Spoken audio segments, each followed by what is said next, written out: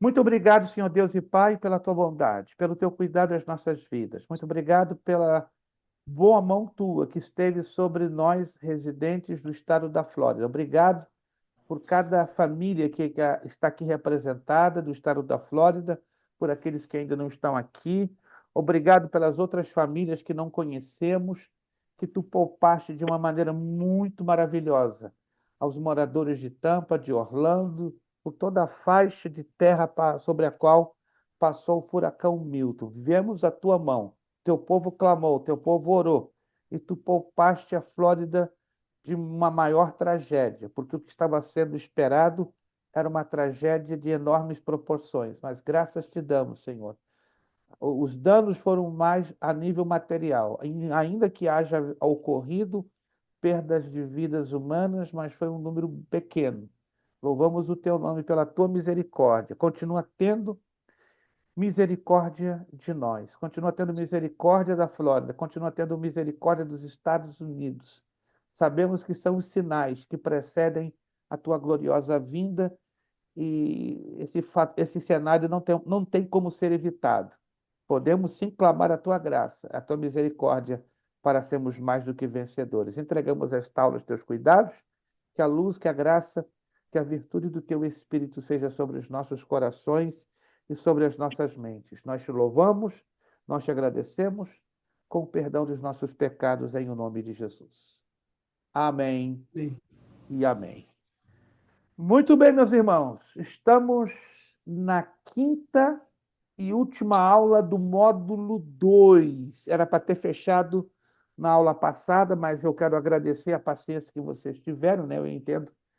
Eu imaginei que alguns das casas dos irmãos da Flórida estavam sem energia elétrica, então, pensando nisso, né? Porque temos pastores hispanos que residem aí na área de Tampa, então nós nos comunicamos com eles e soubemos que a maioria deles, nós falamos com 8, 9 pastores hispanos e eles nos comunicaram uma completa falta de energia durante todo o dia de quinta-feira.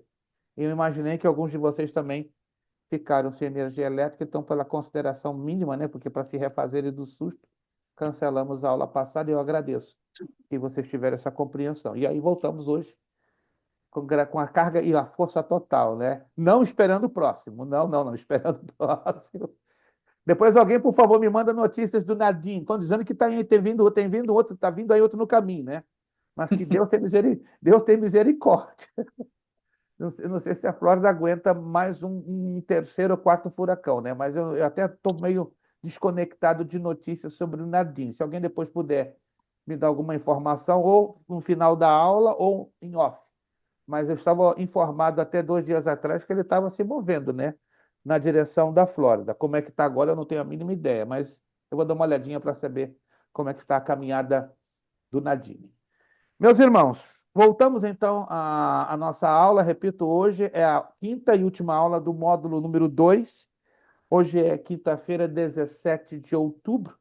Então, na próxima quinta-feira, nós começamos o último módulo, né? O módulo 3. Próxima quinta-feira, anote aí, se Deus quiser, se não pegar outro furacão no meio do caminho. Vamos pegar, se Deus começar o último módulo de 5 aulas. Então, a previsão, que originalmente era terminar dia 7 de novembro e depois passamos para 14, empurramos então para Tá com a dia mamãe, não. 21, para dia 21 de novembro, e aí coincidirá que na quinta-feira, depois do dia Olha 21, só dentro da minha mochila. é Thanksgiving, né? E, consequentemente, no dia de Thanksgiving não temos aula, né? Isso aí já é uma coisa habitual, né? Irmão Ednilson, boa noite, Pai do Senhor. Outro sobrevivente, irmão Ednilson, meu Deus. boa noite, como é que tá o senhor? Tudo bem? Tudo bem, eu estou em Massachusetts, né? Estou aqui na cidade de Southeaston, e amanhã, sábado e domingo, vai ter uma escola bíblica de obreiros. Cheguei ontem, então, e hoje eu tomei o dia off, né? Mas na verdade nós vamos começar a atividade amanhã, né? Vamos estar ministrando aqui uma poderosa escola bíblica de obreiros, 3 ministradores, um da Califórnia, outro do Brasil e esse pequenininho que vos fala. Então, orai por mim, né? Que aqui estamos, né? Para fazer alguma coisinha para Jesus. Então estamos aqui ministrando do estado de Massachusetts para todo o planeta Terra. Já esfriou Vamos. aí já, pastor? Aqui está 41 graus Fahrenheit, Nossa, 4 graus centígrados. Não, não, agora caiu para 39, desculpe. meu Deus. Está 39 graus. Sensação térmica de 31 Fahrenheit, sensação térmica de -2 centígrados. Fala sério. Mas quem está na Flórida ama, né? Mas eu não, já não gosto mais da Flórida, não, gente. Eu estou fugindo da Flórida. Calor, furacão. Ano que vem, se Jesus me abençoar, eu volto para Massachusetts. Ô, De mala e cuia.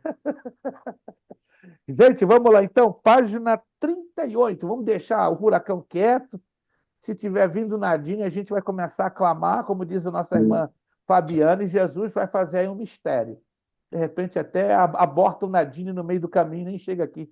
Aliás, não chega lá na Flórida. Página 38.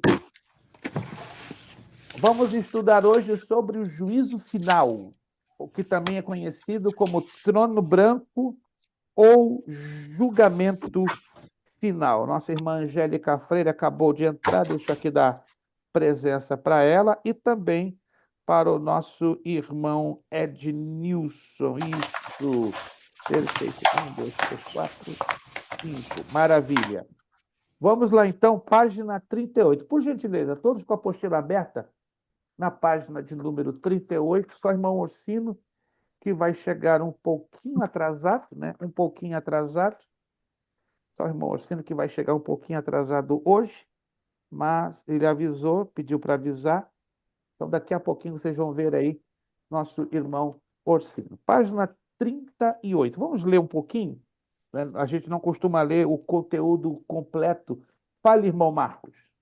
Tem uma dúvida. Já que o senhor começou a falar em juízo final, Hum. são 7 trombetas, 7 taças, certo? Se o irmão analisar com carinho, é um grupo de vários setes que o livro do Sim, Apocalipse traz, né? 7 selos, 7 trombetas, 7 taças da era de Deus e as 7 igrejas da Ásia Menor. Correto. Vamos lá, certo. pergunta.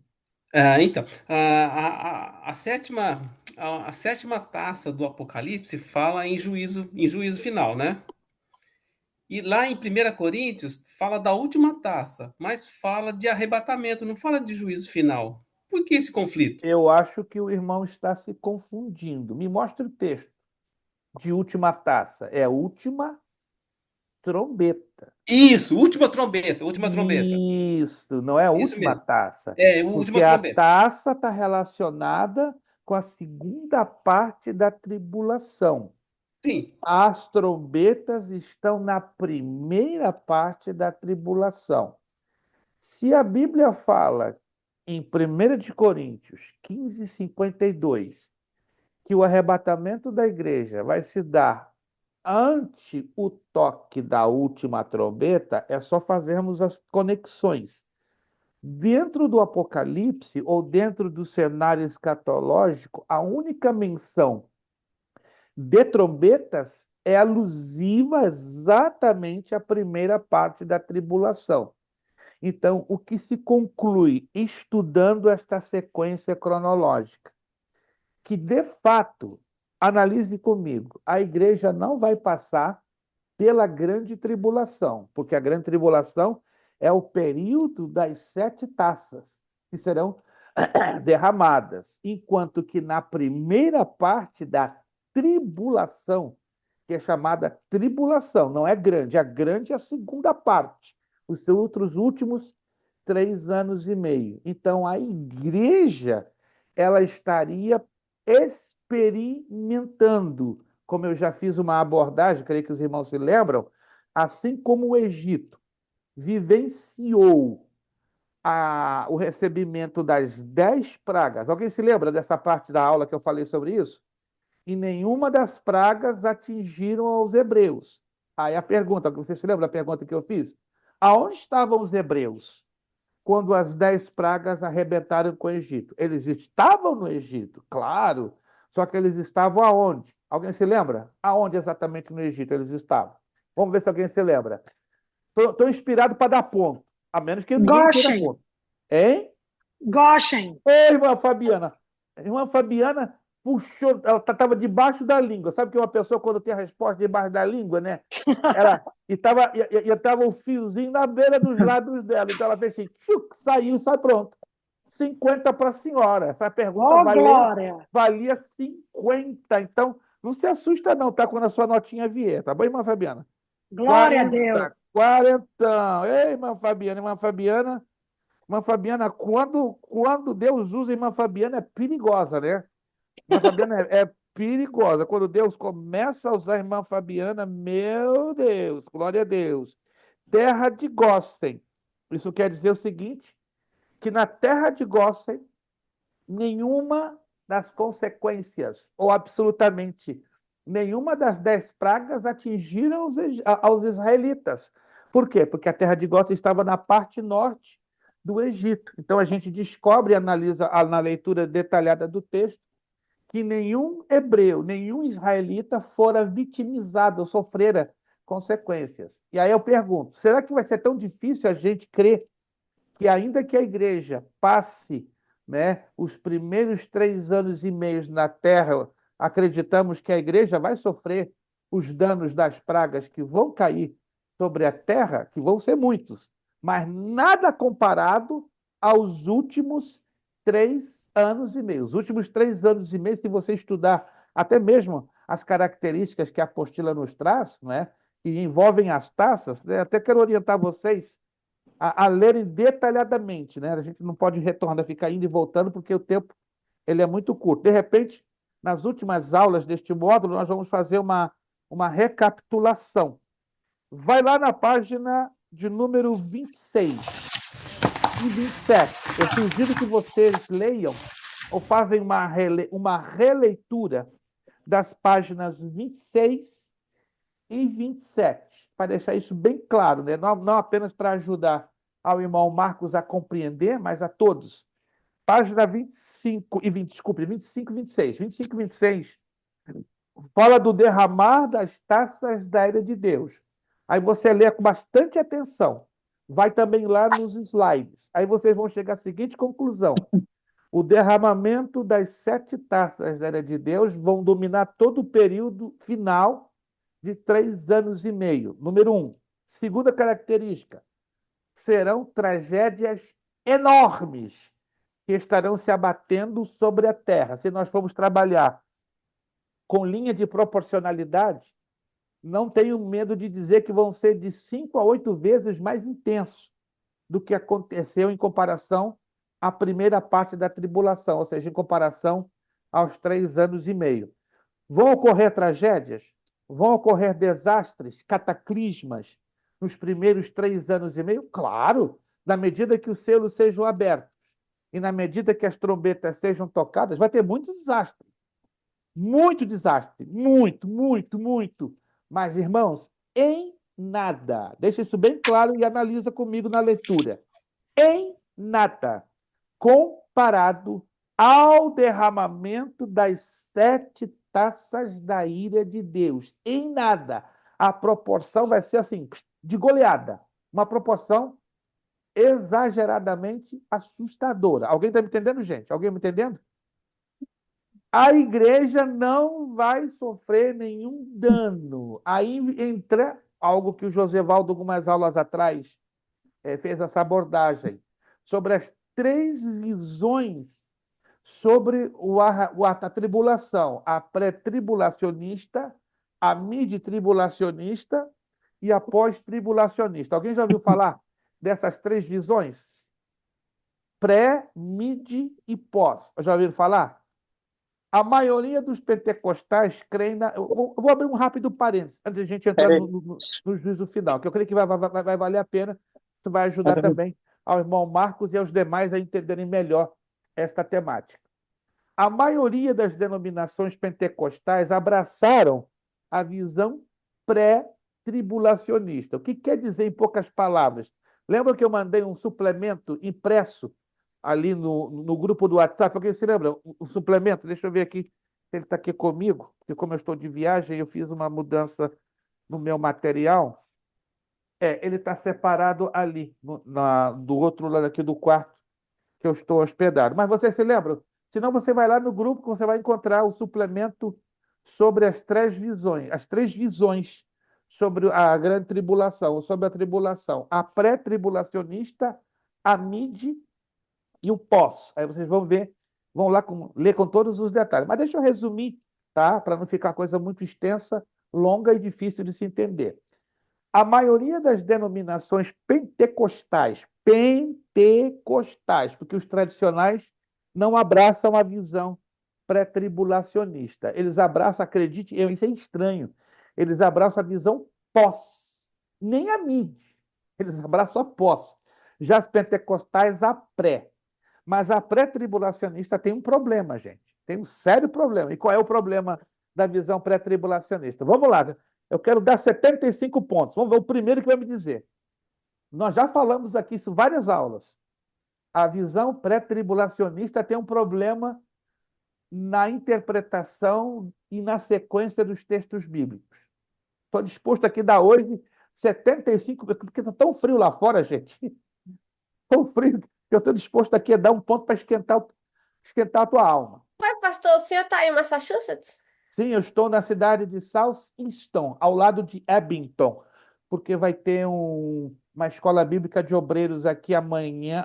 Na verdade, começou hoje, mas hoje o pastor me deixou de fora na programação, então vou estar ministrando sexta, sábado e domingo, né? Eu e mais 2 preletores. Eu cheguei ontem, de tardezinha, né, para ganhar tempo, aí me estabeleci aqui, aí estou dando aula aqui, está vendo o culto e a escola lá na igreja, mas amanhã eu vou estar participando para não matar a aula de hoje. Vamos lá, gente. A visão pré-tribulacionista ensinada e pregada pela maioria das denominações, isso aqui não é novidade, porque eu já expliquei isso a vocês em 2 ou 3 aulas. Ela tem um problema. Se você me disser qual é o problema, 75 para você. Vamos lá. Não pode ser irmã Fabiana, porque se a irmã Fabiana já faturou 50, então ela não pode faturar 75, senão eu vou ter que isentar ela do módulo 2. Eu posso, é justo. Olha, a Bíblia fala que antes da vinda vai haver a manifestação do filho da perdição, então a igreja vai conhecer ele, então tem que ser algo perto do mid. E o outro fato é que a gente vai ter que esperar a última trombeta. Então, Elementar, meu caro Watson. Watson não, William. É com W, né? O Watson, mas o William nem piscou, gente. Se você percebeu, quando você revê o vídeo, olha para os olhos do William. Ele ficou assim, ó. Ele falou com uma segurança, né, e com um sorriso, né? Falar com o olho aberto e sem piscar, isso chama-se segurança. 75. Ele roubou meus pontos que eu ia responder. Ai, você já tem bastante, Fabiana. A senhora já tem bastante por enquanto, Tá bom, irmã tá bom. Fabiana. Não vamos ser egoístas. Deixa Deus usar o William, irmã. Sabe? O grande problema da visão tribulacionista é a sequência bíblica que é apresentada. Aí você vai me perguntar, mas por que já há mais de 100 anos, né, para ser mais exato, 124 anos? Porque ao longo dos últimos 124 anos se adotou a visão pré-tribulacionista como a mais correta? Resposta: porque na época o nível de interpretação na base da hermenêutica e da exegese ainda não estava tão avançado como aconteceu a partir dos anos 30 e dos anos 40. Se você fizer uma pesquisa detalhada, a partir dos anos 30 e dos anos 40, na Europa e aqui nos Estados Unidos, o estudo detalhado da hermenêutica e da exegese começou a explodir numa proporção maravilhosa. Aí foram revistos vários conceitos que eram interpretados como 100% biblicamente correto. E esses eram os conceitos que foram revistos. E, curiosamente, no restante do planeta Terra, como América do Sul, América Latina, África e Ásia, não é? Esse conceito equivocado ficou no ar, já que e na Europa, nos anos 30 e 40, já se tinham os conceitos revistos, e então, em qualquer igreja no Canadá, Estados Unidos e continente europeu, a visão já era bastante diferente, ou seja, a visão bíblica, cronologicamente bíblica. Tanto que você vê hoje nos livros de escatologia, tá? O gráfico mostrando primeiro o arrebatamento e depois a manifestação do anticristo. Mas não é assim, é o total contrário. É primeiro a manifestação do anticristo, certo? Depois o levantamento do templo de Jerusalém. Depois acontece o toque da última trombeta. Aí quando vem a última trombeta, ocorre o quê? A ressurreição dos mortos justos e o arrebatamento da igreja. Oh, mas não se sabe o tempo exato. Acredita-se que sim. Poderia tomar o espaço de 3 anos e meio. E, em outras palavras, temos duas possibilidades. Ou a igreja viveria aqui na terra sem receber o efeito das pragas ou das destruições que vão acontecer todo o período de 3 anos e meio, e ela seria arrebatada, não é? Antes que começasse os outros segundos 3 anos e meio. Essa é uma hipótese, mas a Bíblia não nos indica exatamente, não é? Quando, exato, no relógio, que vai tocar a sétima trombeta. A Bíblia diz isso no relógio? Quando exatamente? Não diz. Então, aí trabalhamos com duas deduções. Ou a igreja vai viver exatamente os 3 anos e meio, ou em algum momento, dentro dos 3 anos e meio, a igreja é retirada. Eu sou da visão pelo texto grego, que vai ser em algum momento no transcurso dos 3 anos e meio. Não necessariamente que a igreja deva ocupar o espaço dos primeiros 3 anos e meio. Mas se acontecer, vamos estar lá. Eu e você vamos estar juntos. Assim eu espero. E sabedores que as pragas não nos vão afetar. Entende? Vai ser algo horrível. Vai ser. Vai criar um impacto no planeta. O planeta vai ficar abaladíssimo. Mas não a minha casa, não a sua casa, não a nossa fé. Muito pelo contrário, né? Muito crente vai ficar mais crente como nunca ficou em toda a vida. Ou fica crente ou se arrebenta. Certo? Mas aí essa é a questão. Tá? Então, a visão midi-tribulacionista, hoje, ao longo de vários anos, ela é a mais coerente, é a que mais se encaixa dentro da sequência cronológica dos fatos. Perfeito, irmão Marcos? Então, o arrebatamento, olhando pela sequência dos textos bíblicos e, ao mesmo tempo, da sequência cronológica dos acontecimentos, se dará em algum momento dos primeiros 3 anos e meio da tribulação, tendo a igreja tendo proteção completa, não vai sofrer nenhum agravo dos efeitos dos desastres que vão se abater. Agora, as taças é outro assunto. As taças vão dominar os últimos 3 anos. Aí a igreja está fora. Não tem nenhuma possibilidade, zero possibilidade da igreja estar presente na terra. Amém? Alguma dúvida mais sobre este assunto para a gente já pular para o juízo final? Ficou mais claro do que água de poço? Ah lá, irmão Marcos concordou. Mais claro do que água de poço. Desde quando água de poço é clara, gente? Ele não interpretou. Se você me provar que água de poço é clara, eu vou ter que mudar o negócio. Vamos lá então, voltar para a página 38. Se não tem nenhuma dúvida nessa questão, não pode ficar nenhuma dúvida, gente. Não pode ficar nenhuma dúvida. Se ficar, o negócio fica estranho. Apocalipse capítulo 20, versículo 11 ao 15, está lá na apostila. Não? Se quiser abrir a Bíblia, fica à vontade. Mas o texto está... Eu fiz a colagem lá na apostila, página 38. Diz o seguinte: E vi um grande trono branco, e o que estava sentado sobre ele, de cuja presença fugiram a terra e o céu. Um aluno me perguntou: pastor, aonde vai acontecer esse julgamento? Vai ser no céu? Não.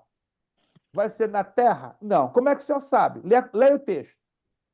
Esse menino, né, de uma outra turma, ele leu 11 vezes e não entendeu nada. Falei, leia em voz alta. Ele leu pela 12ª, depois de ter lido 12 vezes, caiu a ficha. Agora entendi. O que você descobriu na leitura do texto? Não vai ser em nenhum lugar no céu e não vai ser em nenhum lugar na terra. E onde vai ser? No meio. Yeah.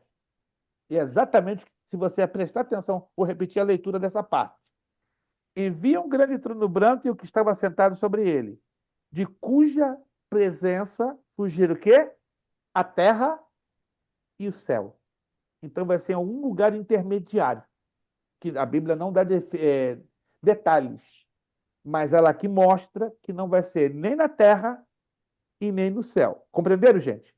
Não dá para explicar em termos humanos, mas não vai ser nem na terra e nem no céu. Vai ser em um lugar intermediário que nós desconhecemos, né? Dentro de um plano espiritual, obviamente. Continuando, e não foi achado lugar para eles. Olha o interessante aqui. E vi os mortos, grandes e pequenos, em pé, diante do trono. E abriram-se os livros. E abriu-se outro livro. Perceba que aqui o evangelista João fala da abertura de livros, plural. Está notando? Livros, plural. Mas ele ressalta desses livros um. E ele dá esse nome, ele discrimina este nome. E abriu-se outro livro, que é o da vida. E os mortos foram julgados pelas coisas que estavam escritas nos livros. Eu estou chamando a atenção de vocês que serão livros. E vou dizer a vocês quantos livros serão. Mas o livro da vida definitivamente é o mais importante de todos estes livros. Então, o julgamento vai ser baseado não apenas no livro da vida, mas na base de um conjunto de livros que já vamos dizer a vocês quais serão esses livros e quantos serão esses livros. Segundo as suas obras. Isso quer dizer que, então, vão ser livros dentro dos quais vão estar registrados em todos os detalhes as obras cometidas por esse grupão de mortos que ressuscitaram. Mas quem são estes que vão ressuscitar diante do trono branco? Vamos lá. Continuando a leitura. O mar entregou os mortos que neles havia. Isso quer dizer o seguinte: camarada morreu, foi jogado suas cinzas no mar, ou morreu em um naufrágio, ou morreu afogado. Seu corpo nunca foi encontrado, ou seus ossos, seus restos, enfim, pum, no mar, e nunca teve sepultura. Toda a vida que se extinguiu no mar ou foi sepultada no mar, no que diz respeito aos restos mortais, a Escritura diz que o mar vai devolver.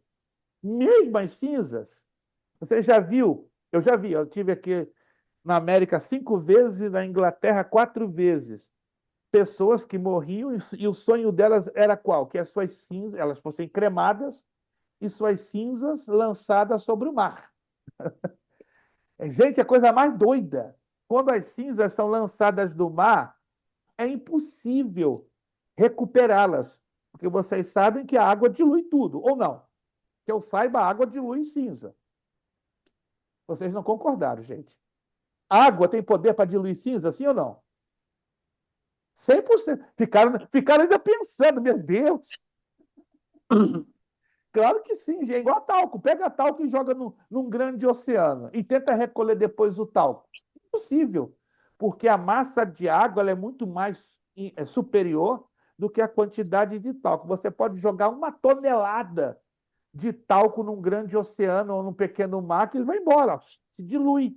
Eu já vi isso 5 vezes, né? Jogando cinzas e o mar engole, o mar dilui. Agora, como é que isso vai acontecer, gente? Não põe a lógica isso. Vai ser uma coisa doida, louca. O mar tem depositado milhões de toneladas de corpos de várias eras e épocas. E o mar vai devolver tudo isso. Pastor, isso é coisa de doido. Para pensar. A quantidade enorme de cinzas que têm sido lançadas ao longo dos séculos. Não agora, recentemente, mas no século XIV, no século XII, corpos que foram queimados, seus restos jogados nos mares. Então, o mar, diz aqui a palavra, o mar vai devolver esses mortos. Aí continua o texto, aqui vem uma coisa mais louca ainda. A morte e o além. O que é a morte e o além? O além é o lugar de tormentos, ou é o inferno temporário. Vai devolver, ou seja, todos os mortos que hoje estão no Hades, no Sheol, no lugar de tormentos, no inferno temporário, ó, vai ter que devolver tudo. Vão tudo subir na direção do trono branco. A morte e o além entregaram os mortos que neles havia e foram julgados. Continua o texto. Cada um segundo as suas obras. Agora aqui é a coisa mais louca, que não encaixa na nossa mente humana. A morte e o inferno foram lançados aonde? No lago de fogo, que é o inferno definitivo. Isso aqui não é uma linguagem nem simbólica e nem figurada. Isso aqui é uma linguagem literal, é uma interpretação literal. O que a palavra morte quer dizer? Separação. Concorda comigo? Morte quer dizer separação. Provém da palavra grega thanatos, que quer dizer separação. Então, o que hoje existe na raça humana, que é a separação, vai ser eliminada, sendo lançada onde? No lago de fogo e enxofre. E o inferno, que inferno é esse? É um inferno que hoje existe. O Hades ou o inferno temporário. Agora, olha o que diz aqui para continuar o texto. Esta é a segunda morte, o lago de fogo. A primeira morte, anote, é a primeira morte que todo ser humano passa. Essa é a primeira morte. É a primeira morte. Sejam justos ou injustos, sejam crentes ou não crentes, todos passam ou chegarão a passar, se não for eu, se não for um de vocês ou todos nós, passarão ou passam pela primeira morte. Mas a segunda morte é diferente. A segunda morte, ela tem como desembocador ou como resultado final o lago de fogo e enxofre, do qual não tem volta, não tem saída. Agora, a primeira morte, se a pessoa em vida já decidiu por Jesus Cristo como seu Senhor e Salvador, é diferente. Ela passou pela primeira morte, porém, ressuscitará em corpo glorificado para viver eternamente, e aí ela nunca passará pela segunda morte. Está entendido essa parte, gente? Todos podemos eventualmente, desculpe, passar pela primeira morte, mas se morremos na esperança da salvação em Cristo Jesus, de maneira nenhuma passaremos pela segunda morte. O que quer dizer então essa segunda morte? Ela é exclusiva para aqueles que negaram a Jesus Cristo. Ela é exclusiva para aqueles que rejeitaram a Jesus Cristo. Ela é exclusiva para aqueles que não confessaram com a sua boca e creram no seu coração que Jesus Cristo é o Senhor e Salvador. Tá claro isso, gente? Tá claro? Então você pode morrer hoje. Eu posso morrer hoje. O William pode bater as botas hoje. A Angélica pode dizer, tchau, gente, estou indo embora. Ih, vai ser um desespero, que Deus tenha misericórdia do irmão Leandro e de suas filhas. Ei, papai, não vai embora, não. Vai doer, vai trazer angústia, vai trazer tristeza, vai. Vai trazer, né? Que a irmã Angélica indo embora, vai. A Angélica Bonjour, não a Freire, né? Não tô querendo matar as duas Angélicas, só a irmã Angélica Bonjour, que eu estou sacrificando. E é só um exemplo, por favor. Então, é uma tragédia que você ia bater ali em Martas Vinhas. Mas, irmão Leandro, que é um homem de Deus, poxa, perdi meu amor, perdi o meu bombom, perdi a minha vida, meu Deus, e agora? O que é que eu vou fazer, viúvo? Ficar quieto, só chora e agradece a Deus, né? Porque viveu uma boa vida, mas vão voltar a se reencontrar.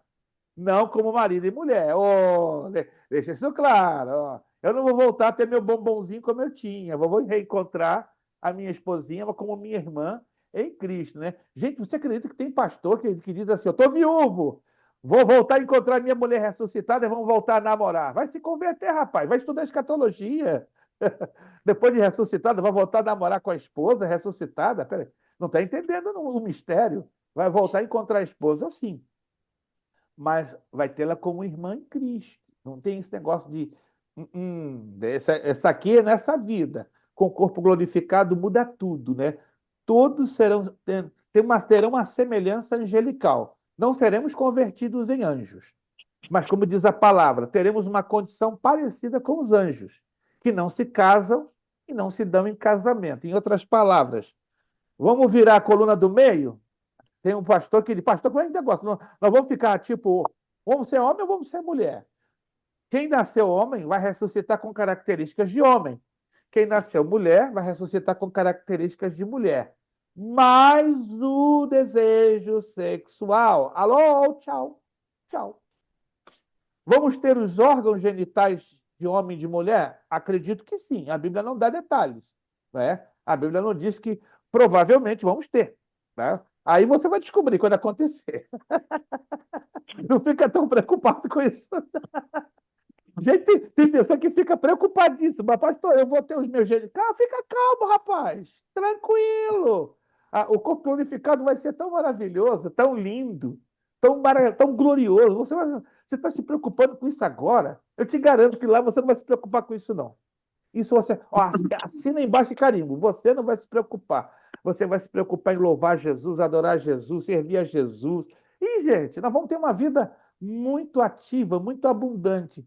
Então, essas coisinhas, esses detalhezinhos, que é normal, né? Ficarmos pensando, será? Será? Será? Deixa o será de lado e vamos aceitar e crer no que a Bíblia fala. Vai ser tudo lindo, tudo perfeito, tudo maravilhoso. Amém, irmãos? É como o Paulo disse, né? Aquilo que os olhos não viram, ouvidos não ouviram e nem subiu no coração.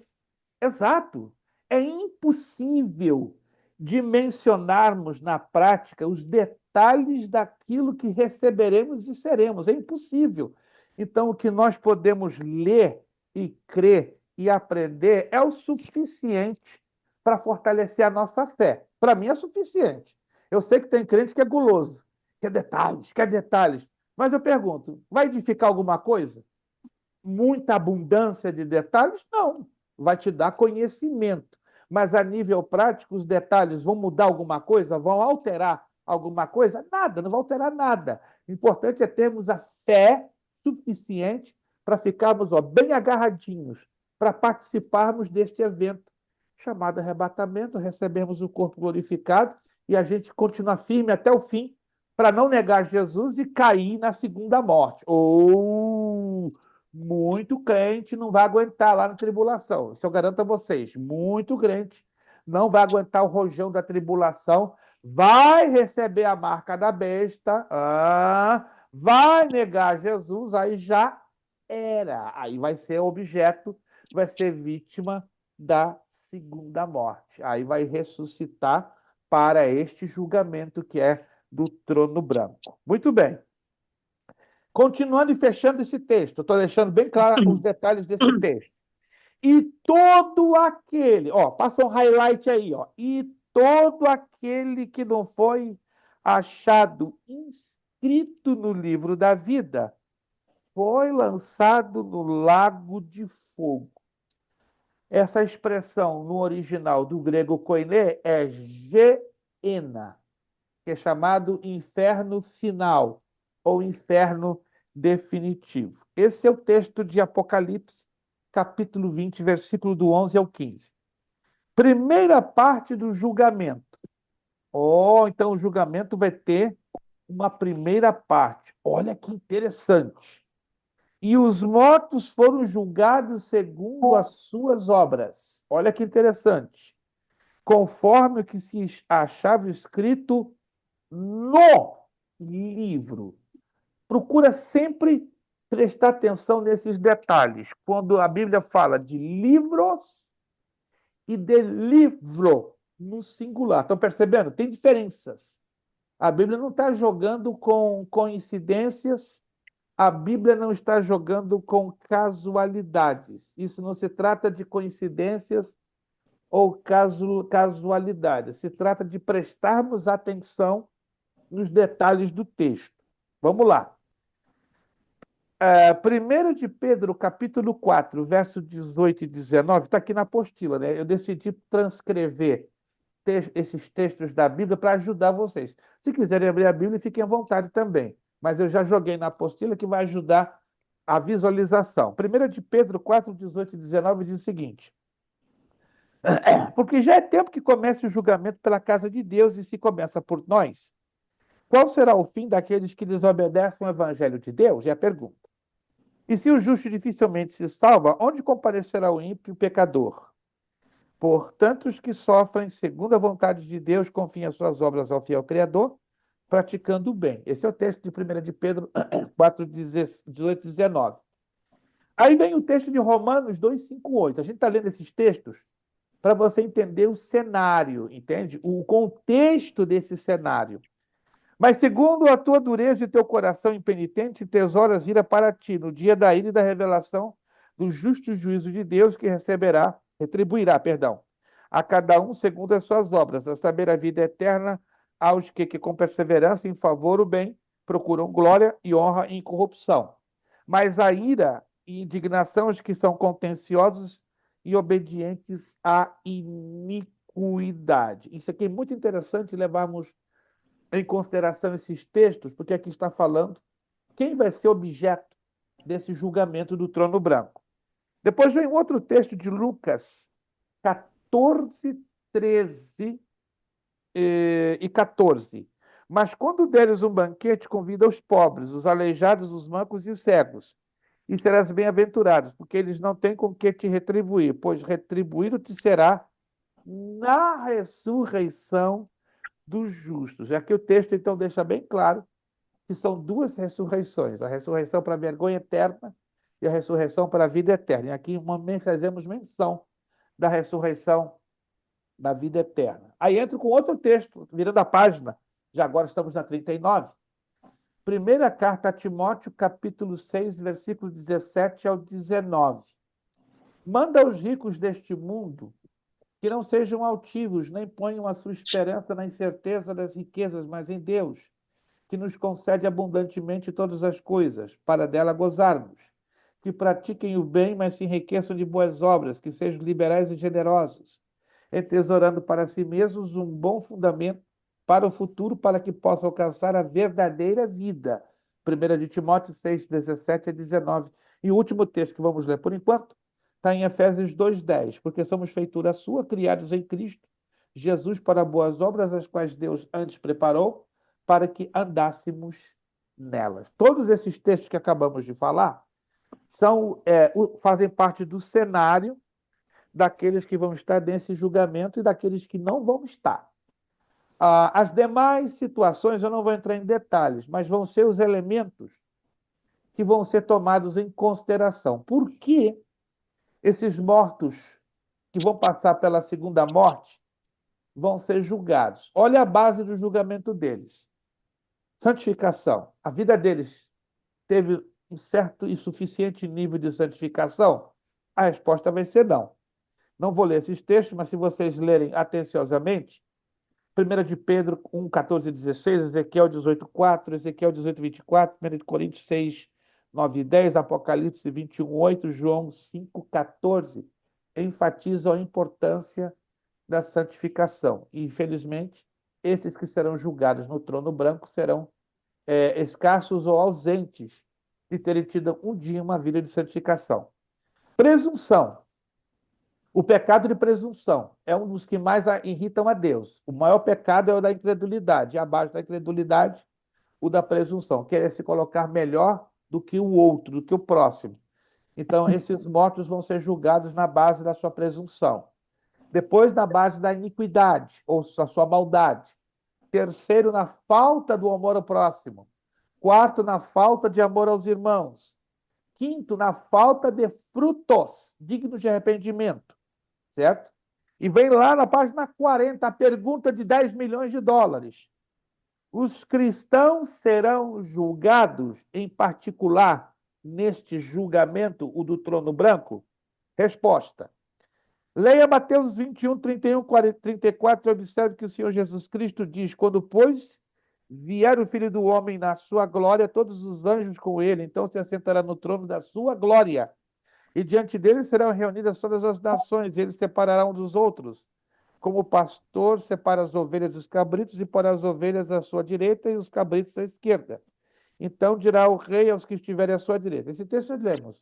Aí fala do julgamento das nações. Então, aqui, os crentes não vão estar dentro desse julgamento. Então, eliminamos. Depois, nós vemos as observações que esse texto diz. Ó, o Senhor Jesus diz, primeiro ele fala sobre a vinda do Filho do Homem que se assentará no trono de glória. Isto é julgamento. Segundo, ele fala que diante dele serão reunidas todas as nações e que haverá uma separação. As ovelhas são colocadas à sua direita e os cabritos à esquerda. Isso é julgamento das obras. Terceiro, ele fala, vinde benditos de meu Pai, possuí por herança o reino que vos está preparado desde a fundação do mundo. Atente bem para essa colocação. Se o julgamento do trono branco é somente para os ímpios e incrédulos, como pode haver entre estes alguém a qual o Senhor Jesus se dirige dizendo, vinde bendito de meu Pai? Nós fizemos essa abordagem para você entender que aqui é Deus separando as nações que bem trataram e as nações que maltrataram a Israel.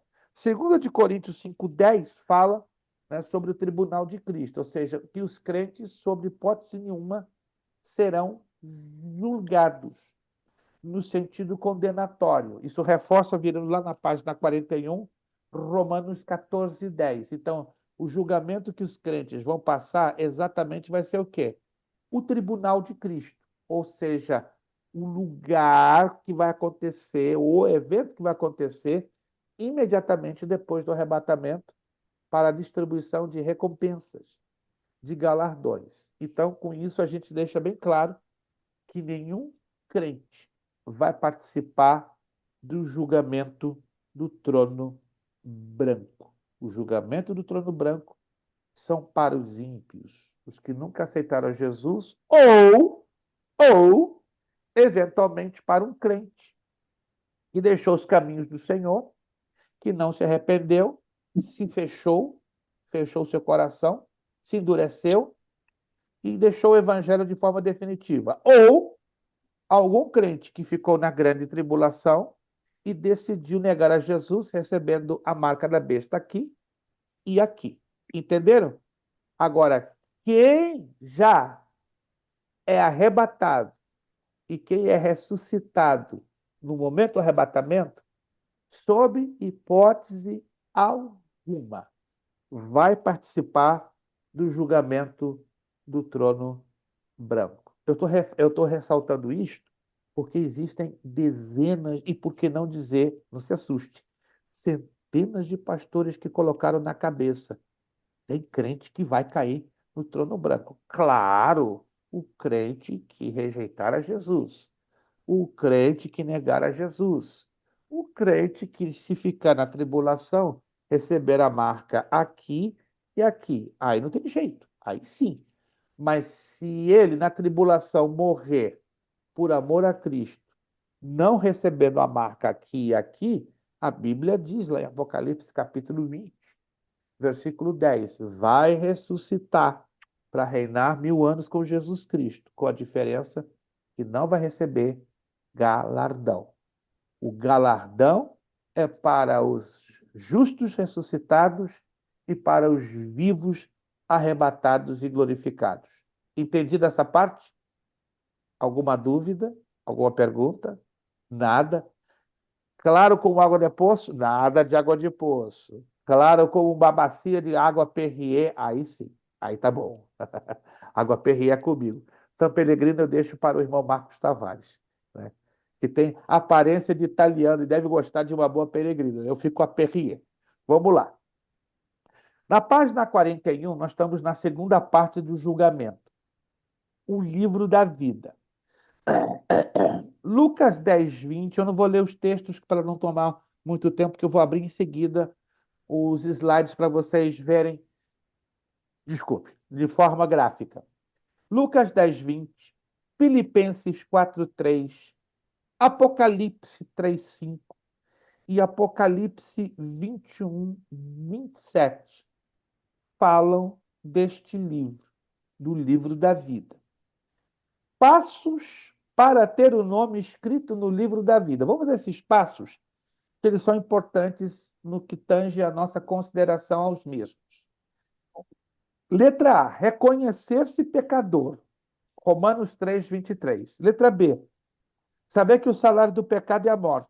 Romanos 6:23. Letra C, crer que o Senhor Jesus morreu pelos seus pecados. Apocalipse 1:5. Letra D, crer que só o Senhor Jesus salva. Atos 4:11 e 12.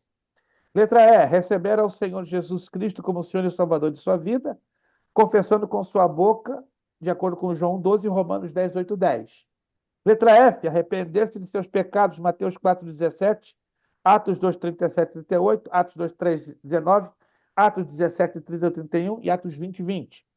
Letra G, batizar-se nas águas, batismo de arrependimento, Mateus 3, 11, 3, 13 e 17, em Mateus 28, 19 e Atos 2, 3, 7, 38. E agora? E aqueles que não puderam passar pelo batismo nas águas, não estariam salvos? É a pergunta. Vamos lá se alguém consegue responder à luz da Bíblia. Sim, Sim, 100%. 100%. ladrão da cruz. O ladrão da cruz é um exemplo. Muitas pessoas que morrem num leito de hospital, confessam Jesus com seus lábios e creem no seu coração, arrependendo-se, ganhando a nova vida, ganhando a esperança do novo nascimento e da salvação. Não olha, não... Veja bem, a Bíblia diz: A quem Bíblia fala. crê, sim, Exatamente. Quem quem crê crê e e for for batizado será batizado, salvo. será. Mas quem não Não crê, crê. Ela será não o fala quê? de quem não é batizado será condenado. Quem não crê será condenado.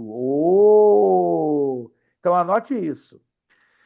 A condenação vai ser pela falta de fé, não porque não se batizou, ainda que seja uma ordenança. E sempre que for possível, amém, se batiza.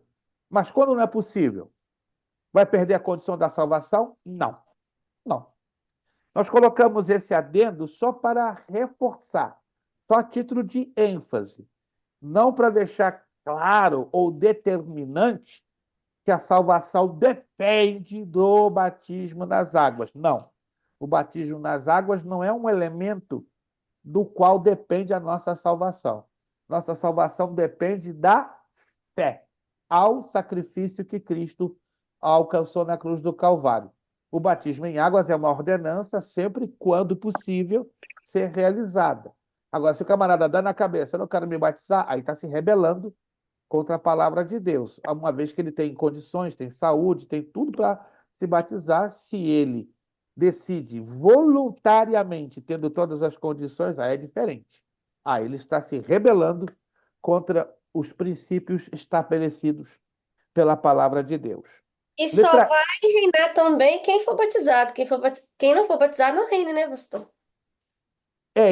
Isso é um tanto curioso. Isso é um tanto curioso. Porque em nenhum lugar da Bíblia nós lemos qualquer indicativo que mostre que quem não for batizado não vai reinar. Isso é uma outra coisa que também a Bíblia, de momento, guarda silêncio, não dá detalhes, entende? Mas o que sabemos que batismo em águas não é selo de garantia para a salvação. Deixo bem claro, é uma confissão pública de fé, indicando que mudamos de vida, que nos arrependemos. Mas isso não vai impedir com que o ladrão da cruz apareça lá no milênio.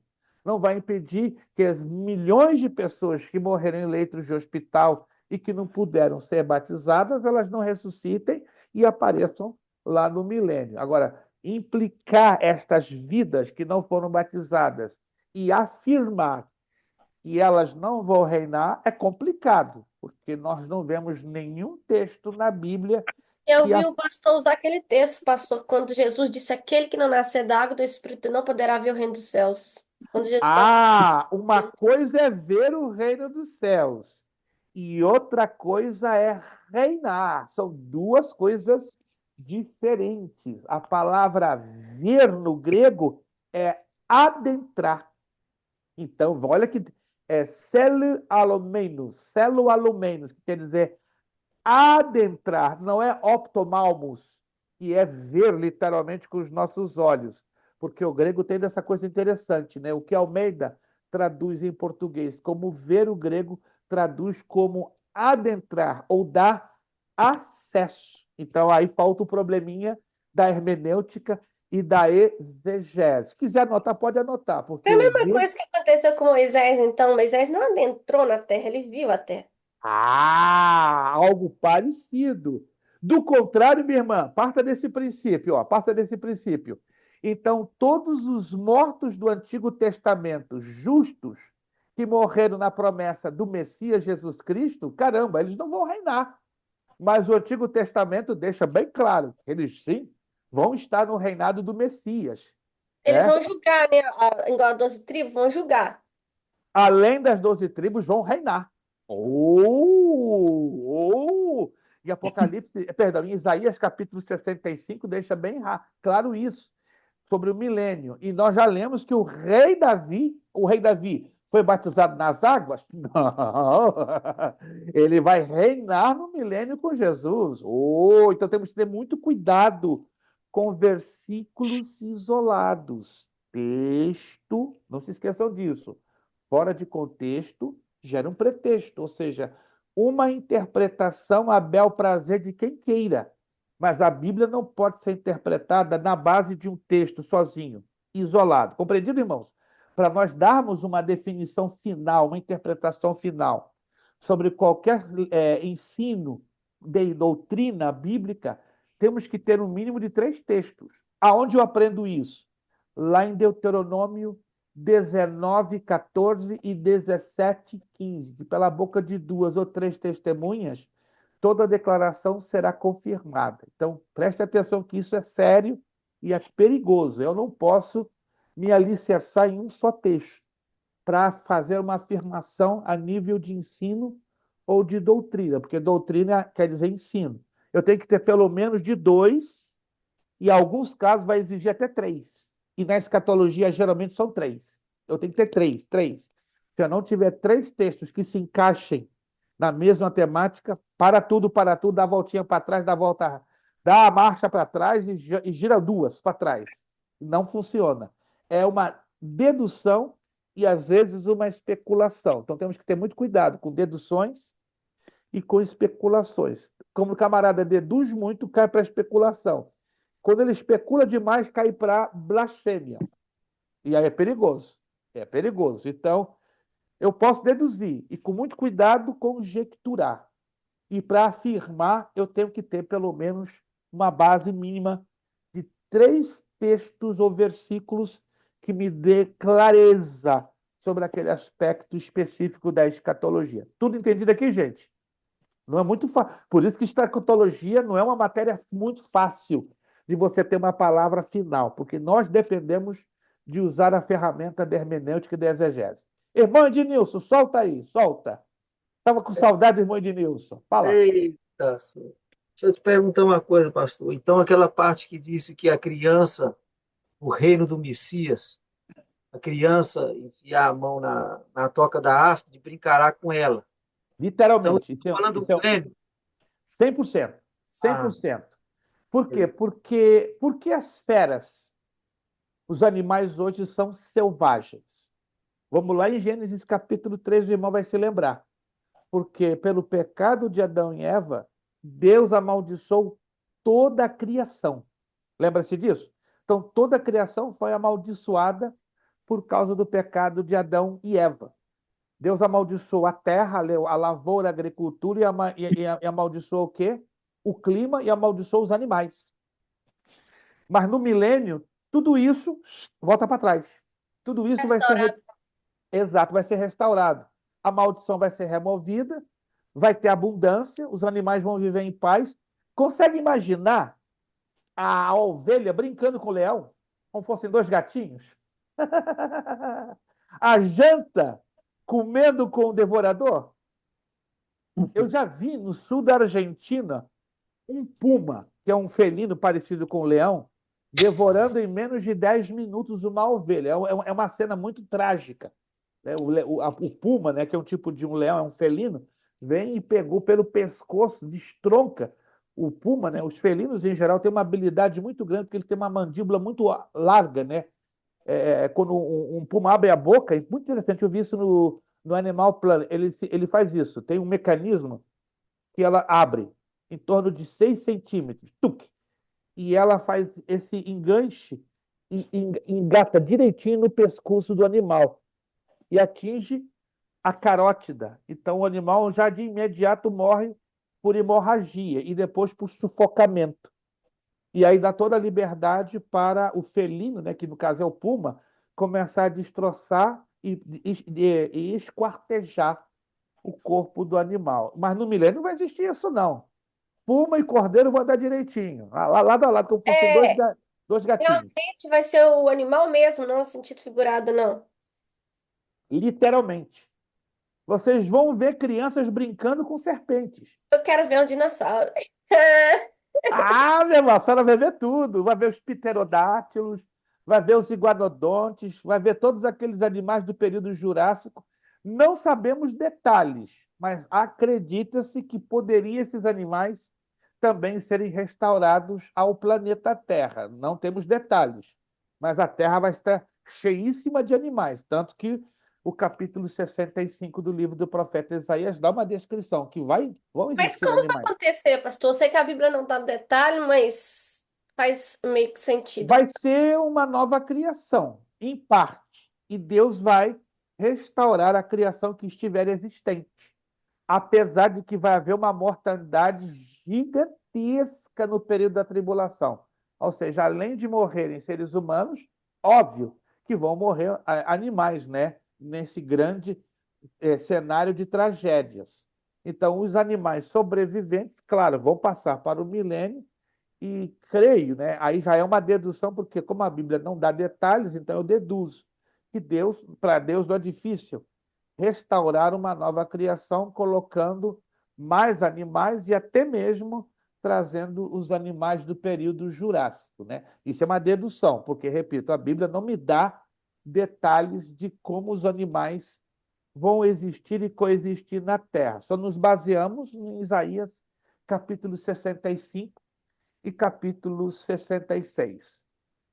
Vamos na letra H, continuando aqui na página 41, passos para ter o nome escrito no livro da vida. Pastor, Sim, senhora, por só um gentileza. minutinho. À vontade, à vontade. A respeito do batismo, tem uma idade certa para uma criança poder se batizar ou não tem? Varia demais. A idade envolve consciência do ato do batismo em águas. Por exemplo, eu me batizei, lembro-me como hoje, 23 de junho de 1974. Eu estava para completar 16 anos de idade. Minha mãe se resistia demais, demais. Não, é muito cedo, muito cedo, muito cedo. Mas o meu pastor via em mim um grande nível de maturidade, me fez uma sabatina tremenda, com 5 outros pastores, né? Pelo menos naquela época era muito rígido, era muito rigoroso batizar adolescentes, inclusive a minha igreja, essa Assembleia de Deus de São Cristóvão, tinha por regra batizar apenas maiores de 21 anos. Olha que interessante. Maiores de 21 anos. A Bíblia não diz isso, mas a igreja tinha vivido no passado algumas experiências bastante desagradáveis, então se votou em assembleia e com o ministério da igreja que a idade mínima teria que ser 21 anos. Mas naquela época eu vim e quebrei a regra. Deixei meu pastor doidinho. Eu fiz igual a parábola da viúva. Eu incomodei ele 8 meses. Mais um mês nasceria a criança. Mas deixei meu pastor doido, deixei ele nervoso. Aí, um dia, numa assembleia na igreja, com mais de 2.500 pessoas, ele apresentou o meu caso. Eu trabalhava com jovens na época, né? Eu tinha 16 anos, né? Adolescente praticamente, trabalhava com um grupo grande de adolescentes e de jovens. Muita gente ali na igreja, né? Mais de 70% da igreja me conhecia, né? Aos meus 16 anos. E foi para votação, né? Quantos os irmãos da congregação, tinha mais de 2.500 pessoas, nunca me esqueço, aprovariam o nosso irmão Luiz Prestes, o jovem, a baixarem as águas do batismo. E o pastor foi bem sincero, ele está 8 meses me atormentando, gente. E está no estatuto da igreja. Isso tem que ser maior de 21 anos. Mas ele já passou por um crivo com 5 pastores, já passou pelo ministério, né, com o grupo de presbíteros e diáconos, e eles votaram por unanimidade, que o nosso irmão tem maturidade. A igreja, quantos da igreja conhecem nosso irmão? Coloca-se de pé. 75% da igreja de pé. Vocês que se colocaram de pé, dê uma cena de mão. Se vocês abrem essa exceção, vamos mudar o estatuto. Todo mundo acenando. Domingo seguinte, eu baixei as águas. 23 de junho de 1974. Irmã Eu, Angélica, é muito variável. Por exemplo, eu presenciei na Argentina, em 1997, o batismo de uma criança de 7 anos. Eu pergunto à senhora, uma criança de 7 anos tem consciência do que é batismo em águas? Geralmente não. Mas a senhora conversando com aquela criança, qualquer pastor conversando com aquela criança ficava arrepiada. Aquela criança conhecia quase a Bíblia de cabo a rabo. É impressionante. Ela explicava direitinho a carta aos Romanos, capítulo 6, né? Que o batismo é o significado da morte, descer as águas, levantando das águas da ressurreição. Aquela criança pregava no culto mirim, 7 anos. José Adolfo, impressionante. Recebeu o batismo com o Espírito Santo com 5 aninhos. Era a criança que motivava as outras crianças. Quando você via o José Adolfo de mãozinha levantada, acredita, lá no meio tinha um grupinho de crianças de 3, 4, 5 anos recebendo o batismo com o Espírito Santo. Irmãos, eu vi com esses olhos que a terra não vai tragar. Essa criança orando por 85 criancinhas de 3 a 9 anos. E todas elas, numa vigília mirim, receberam o batismo no Espírito Santo. Eu pergunto à senhora, isso é normal para uma criança de 7 anos? Vai negar essa criança o direito de ser batizada nas águas? De jeito maneira, porque ela tem demonstrado o quê? Ter conhecimento bíblico e segurança. Então, tudo é muito relativo. Vai muito da maturidade, da firmeza espiritual. E a palavra final vem da onde? Dos pais e do pastor da igreja. Se os pais da igreja testificam que a criança tem maturidade, tem compreensão bíblica do seu ato e das suas consequências, e o pastor da igreja, com os pais, assinam embaixo, deixa a criança descer as águas batismais. Agora, eu conheço adolescente de 17 anos, que é uma imaturidade só. Segura, segura. Tem que ensinar a Bíblia e levar este adolescente a ter compromisso e a ter, acima de tudo, maturidade. Todos entendidos, irmãos? Não tem idade. Vai tudo da maturidade. Mas quem vai dar a palavra final é papai, mamãe e o pastor da igreja. Os três entraram de acordo? Deixa Deus usar e vamos embora. Meu filho, O meu filho Vitor, com 9 anos, ele, no culto onde que a tia Jo, acho que todo mundo que conhece, né? Tava pregando, ele foi lá na frente sozinho, aceitou Jesus ali, ele foi batizar com o Espírito Santo e no outro dia queria batizar. Só que aí não podia, que ele era muito novo, com 9 anos, meu mas até filho, hoje ele fala que quer batizar. meu filho me atormentou 7 meses. Pai, eu quero me batizar. Pai, não. Até que um dia ele sonhou com o arrebatamento da igreja. Aí ele entrou em prantos, gritando: pai, Jesus está voltando. Como é que você sabe? Eu acabei de sonhar com o arrebatamento. Eu quero me batizar domingo que vem, meu filho. Vambora. Tu tem essa convicção? O menino chorou, ficou 2 dias em pranto. Aí eu chamei, na época, o nosso pastor em Boston, conversamos com ele. Meu irmão, não seja um mau pai. Deixa eu batizar seu filho domingo que vem. A experiência que ele teve com Deus foi muito forte.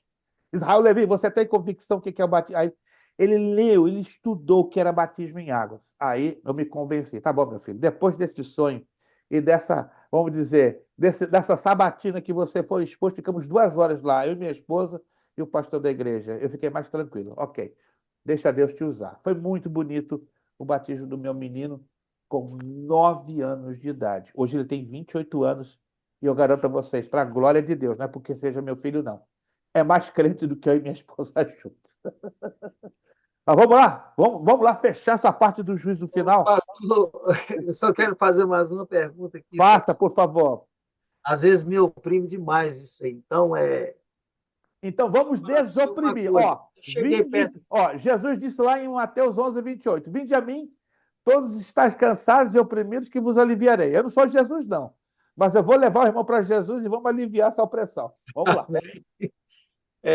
Pastor, deixa eu perguntar ao senhor. Sim, senhor.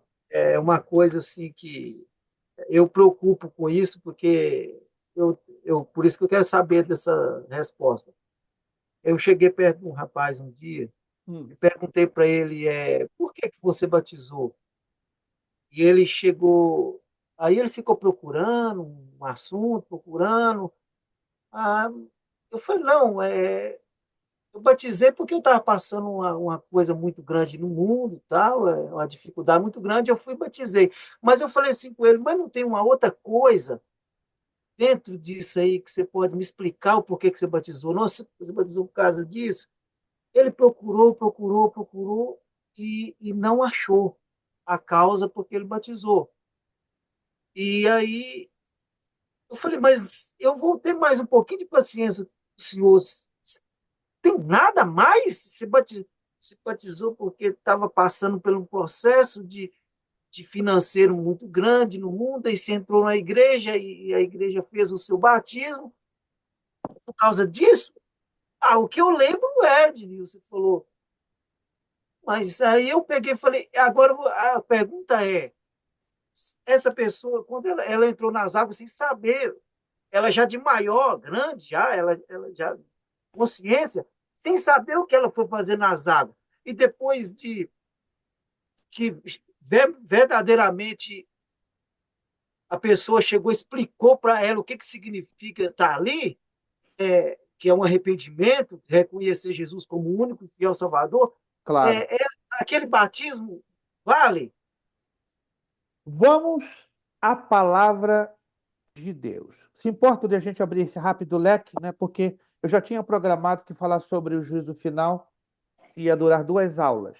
2 aulas, né? Porque nós já estamos no, no finalzinho, né? Nós vamos entrar, então, no módulo 3 na próxima aula. Você se importa que eu abra um lequezinho para responder essa pergunta, para tirar essa dúvida? Porque eu acredito que não é só a dúvida do irmão Ednilson, mas eu acredito que também deve ser também a dúvida da maioria. Estamos de acordo para eu abrir esse lequezinho para a gente explicar isso aqui? Perfeito? Vamos lá, então. Vamos à carta aos Romanos, capítulo 6. Não estamos saindo fora do assunto, mas é um assunto que eu confesso ao irmão. O irmão não é o primeiro que me faz essa pergunta. O irmão não é o primeiro que me faz essa pergunta, e isso é complicado. Por quê? Eu falo com muita tristeza. A maioria dos pastores, não são todos, mas um bom número, cerca de 70%, não esclarecem a razão do batismo à luz da Bíblia. Isso é complicado. Isso é grave. Carta aos Romanos, capítulo 6, versículo de número 13 em diante. Me acompanha. Romanos, capítulo 6, versículo 3 em diante. Ou não sabeis que todos quantos fomos batizados em Jesus Cristo, fomos batizados na sua morte? O que isso quer dizer? Quando eu sou batizado nas águas, eu estou reconhecendo um batismo de morte. Vamos entender a palavra batismo. O que quer dizer a palavra batismo? Ela vem de uma palavra grega no original, baptismos, imersão. Imersão. Por isso que não existe essa de batismo por aspersão. É a coisa mais doida. Eu brigo com os presbiterianos e os metodistas que, ó, dão um chacalinho de água na cabeça. Isso é aspersão. Mas peraí cá. Vocês não são tão estudados na exegese bíblica? Como é que vocês explicam a palavra grega original do Novo Testamento, baptismos? Eles engasgam. É estranho mesmo, pastor, eu concordo, porque eu no seminário estudei que baptismos, da palavra batismo, quer dizer imersão. E aí, como é que você explica ah, o batismo por aspersão? O batismo por aspersão não é batismo, é um banhozinho de chuveiro. Então eles ficam bem, bem indignados. Mas vamos lá. A Paula que ensina que quando eu me batizo em águas, eu também espiritualmente estou me batizando em um chamado batismo de morte. Por quê? Esse batismo de morte é uma simbologia. Estou morrendo para o mundo publicamente e ressuscitando em e para Cristo. Versículo de número 4. De sorte que fomos sepultados com ele. Ele quem? Jesus Cristo. Pelo batismo na morte. Uau! Para que, como Cristo ressuscitou dos mortos pela glória do Pai, assim andemos nós também em novidade de vida. Então, aqui Paulo está explicando que é uma analogia, uma figura, uma comparação. Desço as águas, simboliza o quê? A morte de Cristo. Levanto das águas, simboliza o quê? A ressurreição de Cristo. Quando descemos as águas diante do mundo espiritual e do mundo físico, estamos dizendo: estou morrendo para o mundo. Estou morrendo para as suas paixões. Estou morrendo para os seus desejos. Estou morrendo para este sistema mundano, esse sistema pervertido. Quando eu subo das águas, eu estou confessando no mundo espiritual, no mundo físico. Estou ressuscitado em Cristo. Estou levantando em uma nova vida. Confesso que agora, mais do que nunca, tenho o compromisso de servir a Deus com maior fidelidade e mais do que nunca. Versículo 5. Porque se fomos plantados juntamente com ele na semelhança da sua morte. Então, o batismo traz o batismo em águas traz em nós a figura, a semelhança da morte do Senhor Jesus Cristo. Aí continua o versículo 5. Também o seremos da sua ressurreição. Versículo 6. Olha que interessante isso aqui. Preste bem atenção, isso aqui é muito chamativo. Sabendo isto, que o nosso velho homem foi com ele crucificado, para que o corpo do pecado seja desfeito, a fim de que não sirvamos mais o pecado. Em outras palavras, já servimos a Jesus, já tínhamos compromisso com Jesus, então o batismo em águas reforça a nossa consciência de sermos melhores cristãos, melhores servos, pessoas genuinamente convertidas. O que é uma pessoa convertida? Que tem atitudes de alguém que se arrependeu e que se tornou nova criatura. Versículo 7. Porque aquele que está morto está justificado do pecado. Quer dizer, morto para o velho homem, morto para a velha vida. Embora ainda continuando pecador, entenda isso, ainda continuando pecadores que somos. Não deixamos de ser pecadores. Só que agora somos pecadores conscientes das nossas falhas, da nossa dívida para com Deus, e essa dívida já foi cravada na cruz do Calvário. Continuaremos pecando, porém, não voluntariamente, não conscientemente. Deu na cabeça, estou pecando. Não. Pecamos porque somos falhos, pecamos porque somos corruptos, humanamente falando, pecamos porque tem dentro de nós o germe do pecado original, do pecado adâmico. Versículo 8. Ora, se já morremos com Cristo, cremos que também com ele viveremos. Então, o batismo em água também, ele fortalece e nos leva a confessar publicamente. Jesus morreu, ressuscitou, e breve ele voltará e eu subirei com ele. Se eu morri, serei ressuscitado. Se eu me mantenho vivo, serei transladado, serei arrebatado com um corpo glorificado. E aí o versículo 9. Sabendo que, havendo Cristo ressuscitado dos mortos, já não morre, a morte não mais terá domínio sobre ele. E eu fecho o versículo 10. Quanto a ter morrido, de uma vez morreu para o pecado, mas quanto a viver, vive para Deus. Resumindo, irmão de Nilson, eu lamento informar que esta pessoa não tem convicção da sua salvação. Não tem convicção da sua experiência de arrependimento. Não tem convicção do seu novo nascimento. O pastor só está julgando essa pessoa? Não estou julgando. Eu estou avaliando pelas palavras dela. Jesus mesmo disse no Evangelho de Mateus: por tuas palavras serás justificado, e pelas tuas palavras serás condenado. Jesus mesmo ensinou que a árvore ela é conhecida por quê? A árvore é conhecida por qual elemento? Pelos frutos. E as palavras deste irmão Ednilson, sem julgar e muito menos condená-lo. Já disse tudo.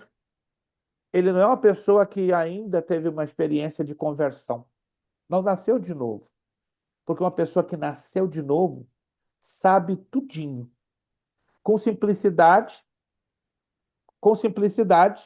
mas tem convicção do que está fazendo. Se ela demonstrou dúvida, se ela vacilou nas respostas às suas perguntas, que é muito básico, irmão, é básico demais. Por que você está se batizando? Porque Jesus é meu Senhor e Salvador, número 1. Porque eu tenho convicção da minha vida eterna, número 2. Porque eu fui chamado para ser uma nova criatura e vou viver novas atitudes. Número 4. É porque Jesus vem e vai me levar para morar com ele. Irmão, se ele não soltou essas convicções básicas, está faltando alguma coisa. Concorda Mas, comigo? pastor Luiz, mas e se ele foi ensinado? Ele nunca foi ensinado. Ele não teve. Então, Aí, no caso, que eu cheguei perto dele e falei, mas você não deve falar dessa forma. aí a coisa é mais complicada. Por quê? É um cego ensinando a outro. E isso é muito normal nos dias de hoje. O irmão concorda? Aham, Um cego pode ensinar um outro cego? não. Vão cair os dois no mesmo buraco. E aí? A salvação depende de quem? De quem é cego ou de quem vê a luz? De quem vê a luz. Então, meu irmão, minha recomendação, ore por este irmão. Ore muito. E é Para Jesus. necessário que ele faça um rebatismo? Ou que ele reconhece que aquele batismo foi através de Jesus Cristo? Exatamente. Não Se ele precisa não. dele ser emergido nas águas. Exatamente. Vou dizer uma coisa que vai soar como uma bomba. Batismo por aspersão não tem valor nenhum à luz da Bíblia. Tem que rebatizar. Eu conheço dezenas de presbiterianos. Não, perdão, centenas. 147 no meu conhecimento de amizade. Que quando estudaram a Bíblia e tiveram a luz do Espírito Santo, deram um tremendo de um grito. O mais engraçado foi um pastor presbiteriano no Rio de Janeiro. 31 anos enganado. Como assim? Me enganaram. Eu, pastor da presbiteriana, me ensinaram que o batismo por aspersão é bíblico. Me enganaram. O homem ficou louco.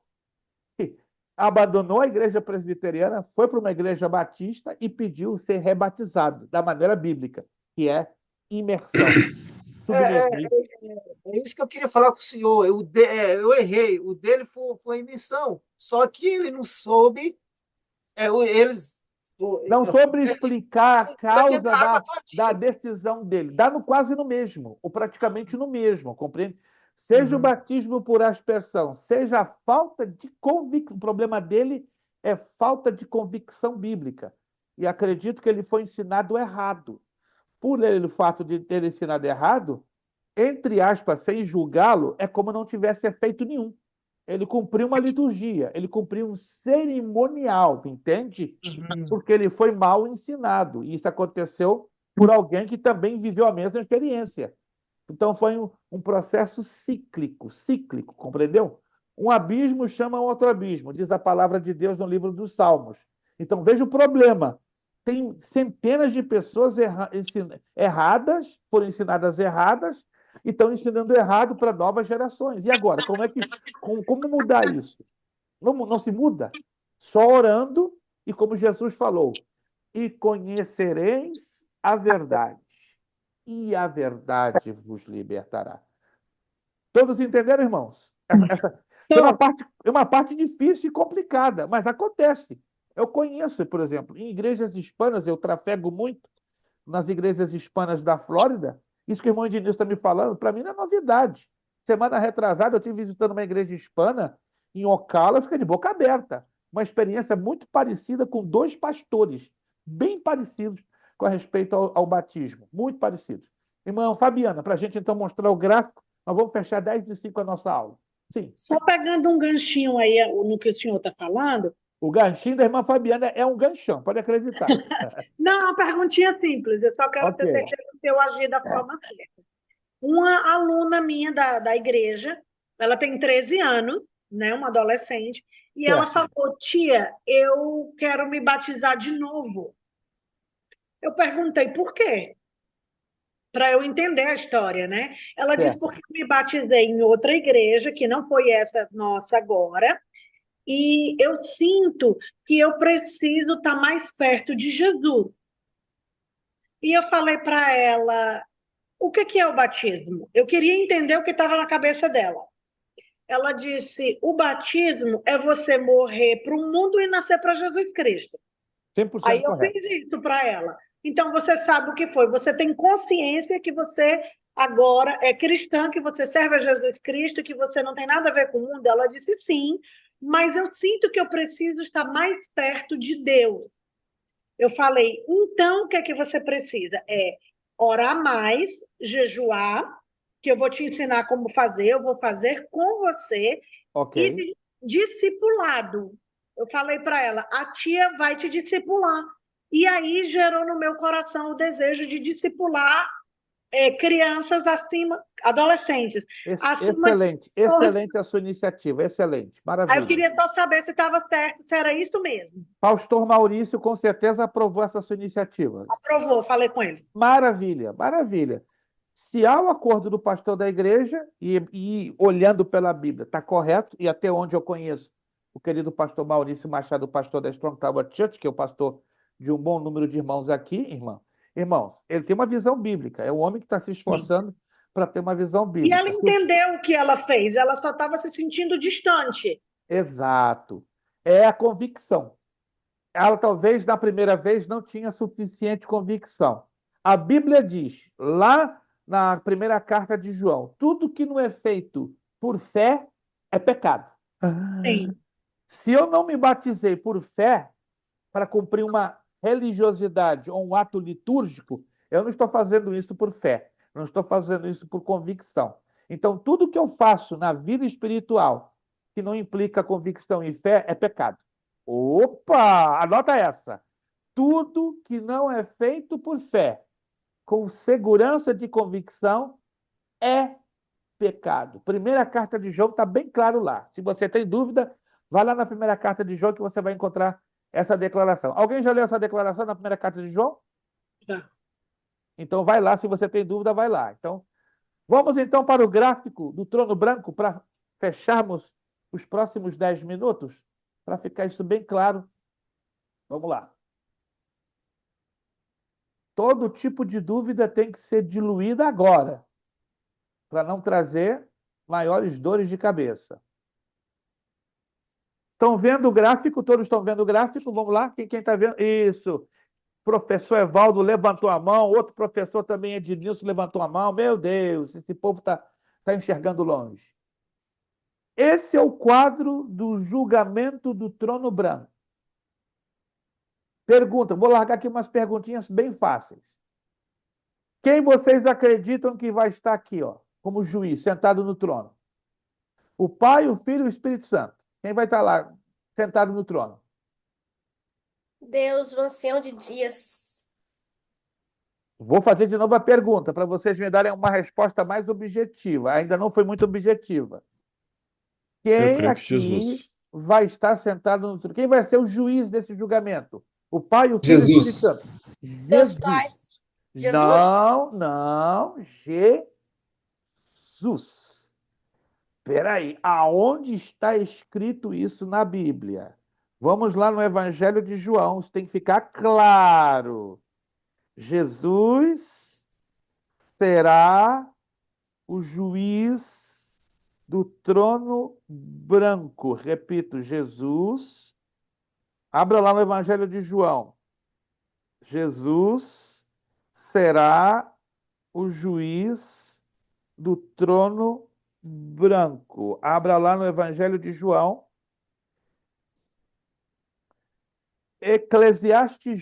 Vamos primeiro a Eclesiastes 12:4. Vamos lá primeiro em Eclesiastes 12:4. Aí nós vamos entender um pouquinho. Eclesiastes 12:4. Vai tomar um pouquinho ainda essa aula e vamos entrar na outra. Livro de Eclesiastes, capítulo 12, versículo 4. Perdão, 14, desculpe, 12, 14. 12, 14. Eclesiastes 12, 14. Eclesiastes 12, 14. Porque Deus há de trazer a juízo toda obra, olha que interessante, e até tudo que está encoberto, quer seja bom, quer seja mal. Mas, pastor, eu não estou vendo aqui o nome de Jesus. Mas vamos lá, então, no Evangelho de João, capítulo 5, versículo 22. Evangelho de João, capítulo 5, versículo de número 22. João, capítulo 5, versículo de número 22. Faz um highlight nesse texto, para você não esquecer nunca mais. E também o Pai a ninguém julga, mas deu ao Filho todo o juízo. Alô? Vou repetir o texto. Evangelho de João, capítulo 5, versículo 22. E também o Pai a ninguém julga, mas deu ao Filho todo o juízo. Tá claro, gente?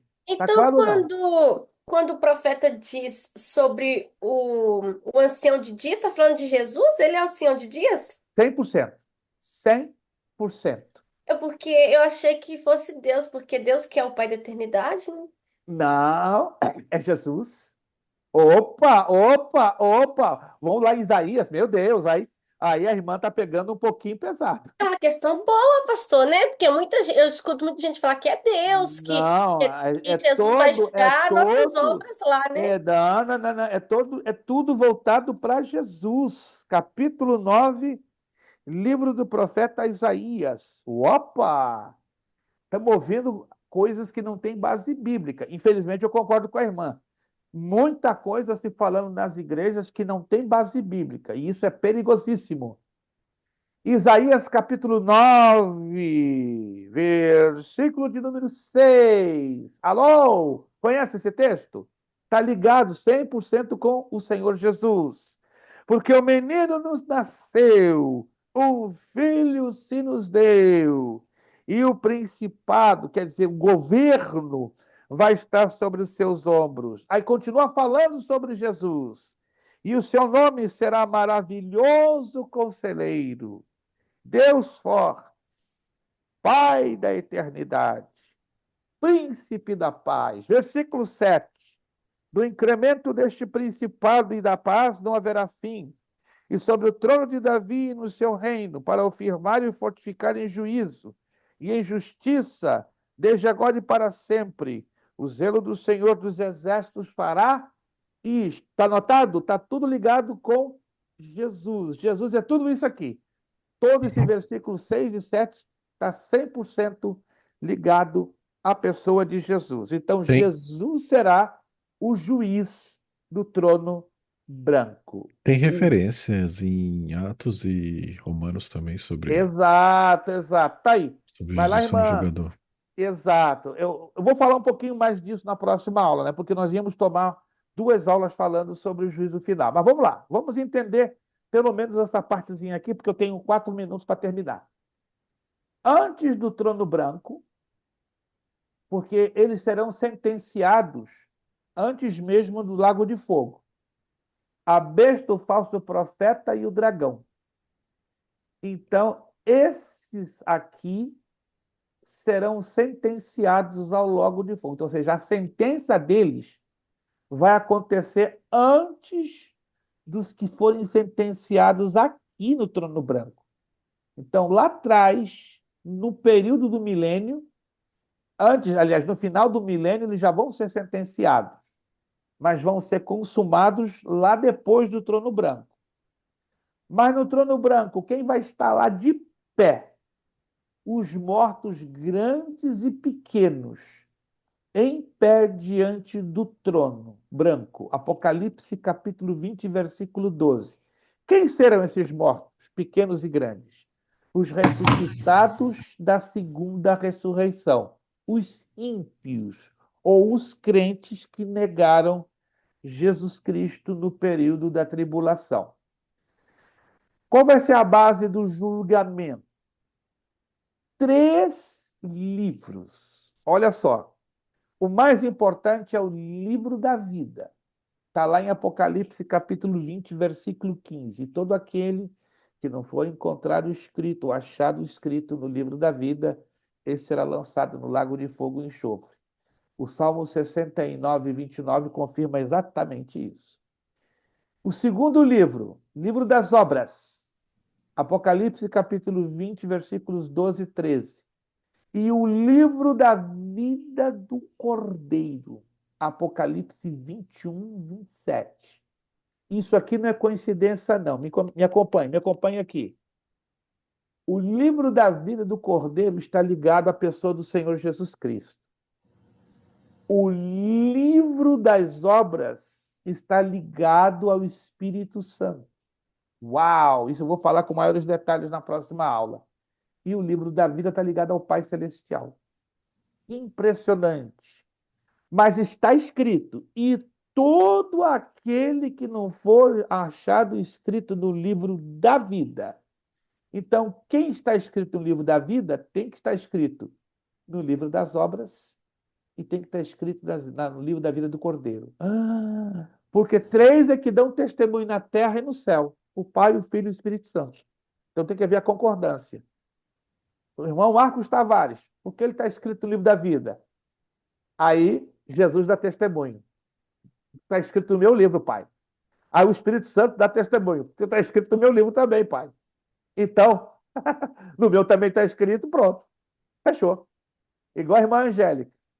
Aí perguntam a Jesus: por que, irmã Angélica, está escrito no livro da vida?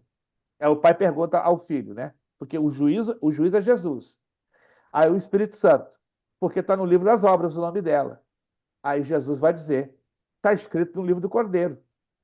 E aí, pai? Ela também está escrito no livro da vida. Então já está dentro. Isso é o testemunho, é o acordo. Gente, coisa linda.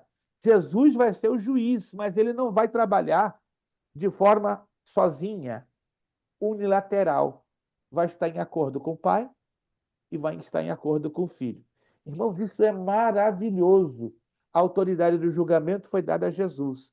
Mas vai haver o acordo entre o pai, o filho e o Espírito Santo. Alguém deve entender, irmãos? Alguém me diz: pastor, não há necessidade de 3 livros? Claro que tem necessidade, para que a Escritura se cumpra, porque 3 estão de acordo no céu e na terra: o Pai, o Filho e o Espírito Santo. Mas o martelo quem bate? É o filho que bate o martelo. Vamos lá, para terminar. Lago de Fogo. Aí, pastor, o caso aí, todos que vão estar nesse julgamento vão estar condenados ou alguns vão ser absorvidos aí nesse julgamento? 100% condenados. Qual a razão do trono branco? É a sentença, nada mais. A sentença. E a Bíblia fala sobre se a sentença ela vai ser como diz a parábola lá, ela vai ser mesma para todos ou todos vão sofrer mais e outros menos? Não, vai ser equitativa, equinânime, igual. Quem chegar no trono branco vai receber a mesma sentença. Por quê? Para que se cumpra a justiça de Deus. Por que o camarada chegou até ali? Por causa disso. É a mesma. Rejeitou o Evangelho, rejeitou Jesus Cristo, rejeitou a oportunidade de salvação, a sentença é uma só, para que se cumpra a justiça de Deus. Porque para que se cumpra a justiça de Deus, para dizer, camarada foi para o lago de fogo e enxofre, baseado no quê? Nas obras que ele cometeu que feriram a justiça de Deus. Mas quem está hoje, no inferno temporário, no lugar de tormento, já sabe, não tem volta. Já sabe que vai ressuscitar para ser sentenciado e executado. Mas hoje, quem está hoje? Pensa, irmã Angélica, milhões estão lá. Milhões estão no lugar de tormento. Não tem saída e já tem consciência. Caramba, já era. Não tem saída. Não tem salvação. Não tem meia volta vou ver. Posso me arrepender aqui à vontade, arrepender na terra, em vida. E eu perdi, joguei pela janela todas as oportunidades. E o que dói mais é que na tribulação vai morrer muita gente que vai desperdiçar a oportunidade de salvação. E que dói mais, muito crente não vai aguentar o tranco, não vai aguentar a pressão, e muito crente vai receber a marca da besta aqui na mão direita e na testa. E aí vai comparecer no trono branco. Vamos lá, para fechar. O que é o lago de fogo? Vão ser os condenados. Vai entrar a besta, o falso profeta, o dragão, né? Que é Satanás, o querubim ungido que perdeu, os ressuscitados da segunda ressurreição, a morte. Uau, que loucura! A morte literalmente vai entrar e o atual inferno. Próxima aula eu vou dar maiores Então detalhes. o inferno é fichinha do Lago de Fogo. Ah, inferno é micróbio. O Sangue de inferno é micróbio. O inferno é micróbio. O inferno é pozinho. Não, não, não, não. Irmã, esquece disso. A senhora não foi salva para pensar nisso. Embora estamos estudando, né? Jesus falou 96 vezes nos 4 evangelhos sobre o inferno e só 21 vezes sobre o céu. Por que Jesus falou tanto sobre o inferno e tão pouco sobre o céu? Porque Jesus falou do lugar que menos Deus, Pai, Filho e Espírito Santo querem que eu e você venhamos ir. Por isso que Jesus só falou 21 vezes. 21 vezes. Interessante, né? Sobre o céu. E 96 vezes sobre o inferno. 10 e 9, gente. Pastor, só uma pergunta rapidão. Só duas, para fechar, só duas. Pastor, assim, esse tema é um tema bem forte, né? Bem quente. Eu tô suando aqui atrás, gente. O vídeo aqui ligado, mas eu tô suando. Às vezes eu fico assim um pouquinho preocupada no sentido de ensinar para os meus alunos, que são crianças de 11 a 14 anos. É uma idade muito delicada. Concordo com a senhora, porque você tem que ter um tato muito especial na colocação das ideias e das palavras, porque, do contrário, vai infundir medo e terror. E a Bíblia não é para colocar medo e nem terror a ninguém. Ao contrário, é para criar fé e convicção. Quando eu falo para eles, eu explico para eles sobre o inferno, para eles ter medo e terror e não querer ir para lá de jeito nenhum. E eu falo, exatamente. Perfeito. Maravilha. De escolha já. Vocês já têm idade, consciência para escolher para onde vocês querem ir. Só que eu não passo a mão na cabeça deles. Eu falo, o caminho é esse, Jesus, ele quer que você vá de todos os jeitos, tem que seguir ele, tem que obedecer, porque eu também não posso ensinar uma aguinha com açúcar para eles. Com certeza que não. Não temos mais tempo, eles são a geração, nós somos a geração do arrebatamento, creio eu. Não, a senhora não crê. Nós temos convicção que nós somos a geração do arrebatamento. Não vai ter outra, não, gente. Pelo amor de Cristo, nós somos a última. Terminou. Tchau. Terminou. Só que eu não quero fazer isso assim de uma maneira que coloque terror neles, sabe assim, para assustar. Porque eu fui falar essa verdade para o meu sobrinho foi falar para minha irmã, nossa, eu tô com medo, não sei o quê. Eu falei, tá com medo por quê? Tá em pecado? Porque se você era meu sobrinho, eu podia pegar pesado. Gente... Porque, pastor, não dá mais tempo, né? Mas, assim, essa idade, ele já tem a consciência, né? Do que é certo, do que é errado. Mas coisas piores eles veem no videogame, os filmes que eles assistem. Aí eles estão perguntando, eu posso assistir o Walking Dead? Tem filho de crente que tem o próprio Satanás dentro dos videogames, dentro do seu quarto. Sim, assistindo coisa com os piores palavrões. E como? Meu Deus. Meus irmãos, 10 e 11. Última pergunta e fechamos tudo. Última pergunta. Alguém tem? Mais um. Não sou eu. Ah lá, vocês estão desperdiçando lá. A irmã Fabiana tá com o acelerador. Ah lá, irmão Marcos. Vamos lá, irmão Marcos. Então, segura a sua pergunta, anota, irmã Fabiana, para a próxima quinta. Irmão Marcos, para fechar com chave de ouro. Em Mateus 12:31 fala que o único pecado que não tem perdão é contra o Espírito Santo. A minha pergunta o pecar contra o Espírito Santo seria o não aceitar Jesus? Não. Não? Não. O pecado contra o Espírito Santo, irmão, leia com É a atenção blasfêmia. todo o capítulo 12 do Evangelho de Mateus. Leia com bastante atenção. A irmã vai chegar numa parte que diz exatamente, vou resumir para o irmão entender, porque é importante o irmão ler o contexto. Qual é o contexto? Sim. É todo o capítulo 12. Ela vai chegar numa parte que vai deixar bem claro o seguinte: Jesus começou a expulsar muita gente endemoniada. E os fariseus, claro, tomados de inveja e de ciúme, o que eles alegaram? Ele expulsa esses endemoniados pelo dedo de Beelzebul, o príncipe dos demônios. Aí Jesus se irritou. Peraí, vocês estão dizendo que eu estou expulsando os demônios pelo poder de Beelzebul? Todo pecado dito contra o filho será perdoado. Todo pecado dito contra o pai será perdoado. Mas todo pecado dito contra o Espírito Santo, esse não terá perdão nem aqui, nem na eternidade. Sabe por quê? Porque vocês estão alegando que eu estou endemoniado. E as obras que eu as faço da parte do Espírito de Deus que está em mim.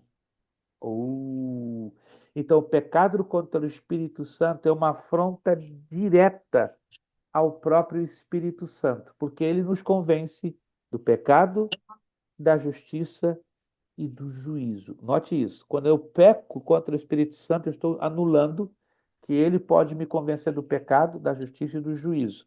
Quando eu peco contra o Espírito Santo, eu já perdi a sensibilidade ao arrependimento. Como Paulo fala em Timóteo, capítulo 4, versículo 2, 1 Timóteo 4, 2.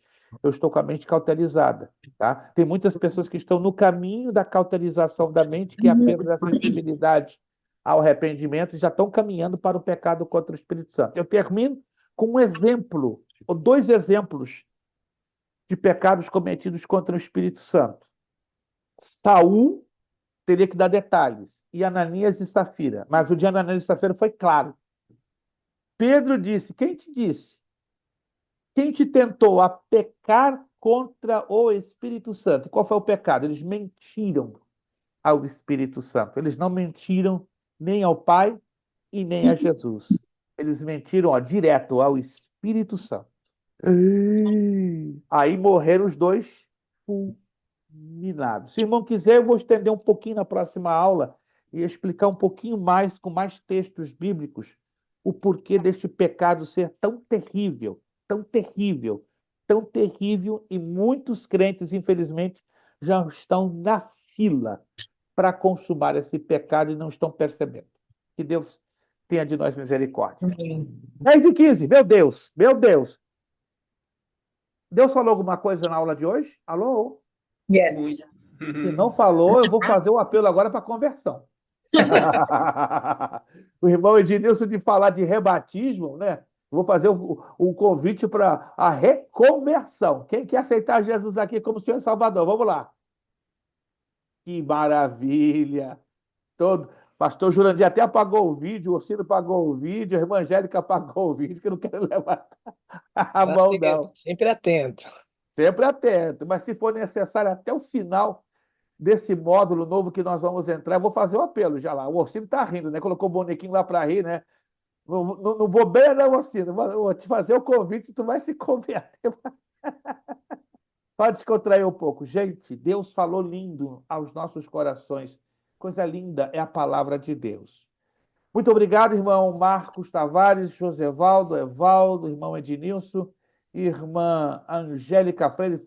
Saudades do seu esposo, mas ele já me mandou a mensagem que ele não ia conseguir estar hoje, né? Mas a senhora fala para ele: meu filho, que aula tremenda! Eu fiquei abalada de cabeça a pé, mas a senhora vai passar para ele, né, o vídeo, e ele, claro, vai assistir o vídeo e vai assistir com a senhora. Obrigado, William. Deus te abençoe.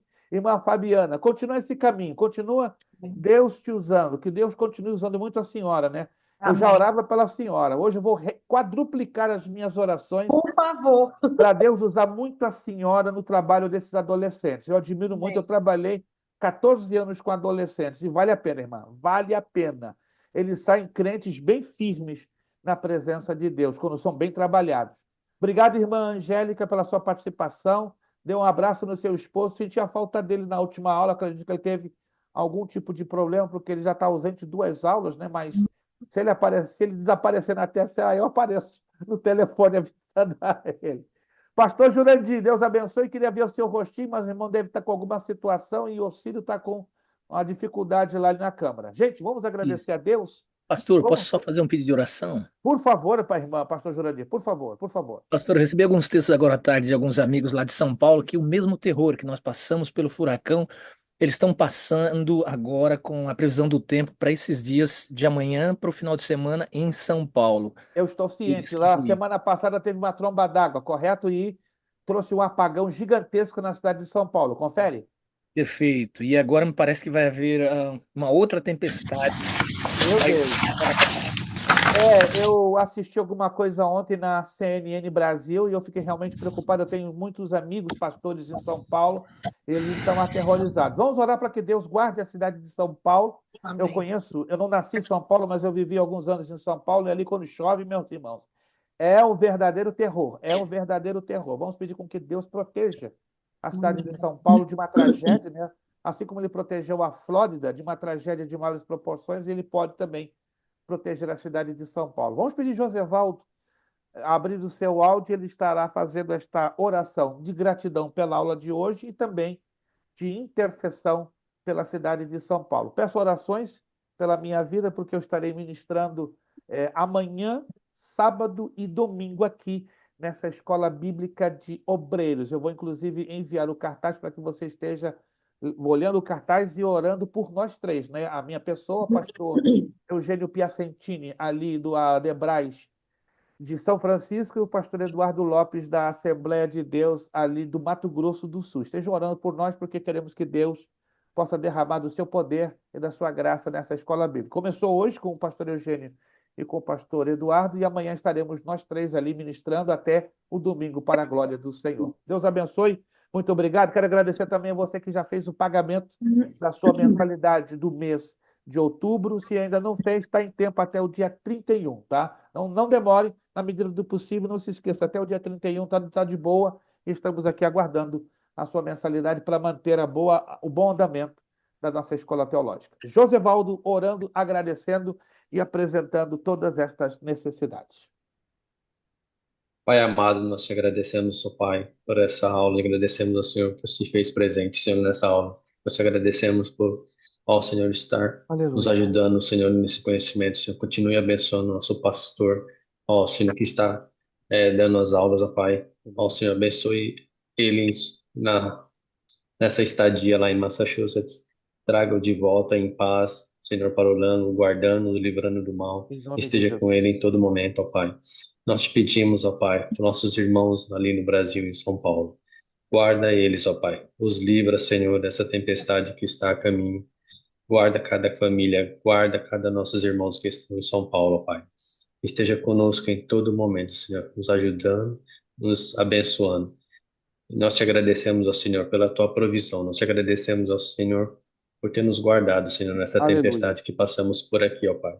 Nós te agradecemos por tudo, Senhor, porque tem estado conosco em todo momento. É o que nós te pedimos e agradecemos em nome de Jesus. Amém. Amém. Nosso lema para fechar tudo. Meu Deus, 10h20. Que aula longa, mas abençoada, para a glória do nosso Deus. Seriedade. Seriedade. Compromisso. Compromisso. Disciplina. Disciplina. Seriedade. Compromisso. Disciplina. Seriedade. Compromisso. Disciplina. É necessário que ele cresça. E que eu diminua. É necessário que ele cresça. É necessário que ele cresça. E que eu diminua. É necessário que ele cresça. É necessário que ele cresça. E que eu diminua. A Deus damos o quê? A honra, a glória e o poder. Beijão no coração de vocês. Amo vocês no amor do Senhor. Vejo vocês na próxima quinta-feira, 24 de outubro. Deus os abençoe. Amém. Ótimo final de quinta-feira, ótimo final de semana. Uma ótima, abençoada semana. 24 de outubro, estamos aqui de volta com a primeira aula do último módulo, módulo 3. Vai acabar, gente, vai acabar a escatologia, mas o curso básico para muita gente continua. Muito obrigado. A paz do Senhor. Beijão. Muito obrigado. Amém. Deus abençoe a todos.